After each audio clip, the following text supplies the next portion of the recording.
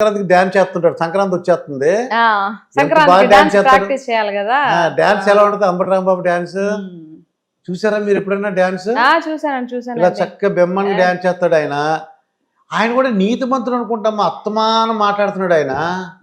మరి పోలవరం మరి గురించి కూడా చెప్తుంటాడు ఆయన. అత్తమానం వచ్చి పోలవరం గురించి ఏమైందనంటే ఏం జరిగిందో నాకు అర్థం కాదు, అక్కడ ఏముంది ఏం చేయాలో అర్థం కాదు.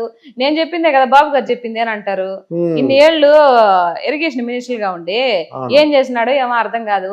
అవన్నీ ఏమో మా జగన్ అడగకపోయా ఏం చేసినవని. అడగపోవడానికి వీళ్ళు పోయి ఆయన దగ్గరికి మాట్లాడేందుకు అవకాశం ఇస్తే కదా మా జగన్ అన్న ఏమన్నా కూర్చుంటే డబ్బులు ఇస్తే ఆడ ఏదో ఒకటి చేస్తారు. ఏమి చేయకపోతే వాళ్ళ మటుకు ఏం చేస్తారా? వీళ్ళు ఇదేం తప్పులేదులండి, వీళ్ళందరూ మంచోళ్లే పాపం. పైన ఉన్న మెయిన్ ఏదైతే ధ్వజస్తంభం ఉందో అది చక్కగా లేకపోయా. అంబటి రాంబాబు మాట్లాడింది ఎలా ఉంటది అంటారు చూస్తుంటే? ఎప్పుడు ఆయన తెలుగు పండిట్ కదా. తెలుగు పండిట్ తెలుగు పండిట్లు అట్లే కదా మాట్లాడతారు. అంటే లాయర్ అన్నట్టు తెలిసింది నాకు ఎవరో. అంటే తెలుగులో బాగా మాట్లాడతారు, గడ్డం వేసుకుని మాట్లాడుతుంటాడు అనమాట ఆయన.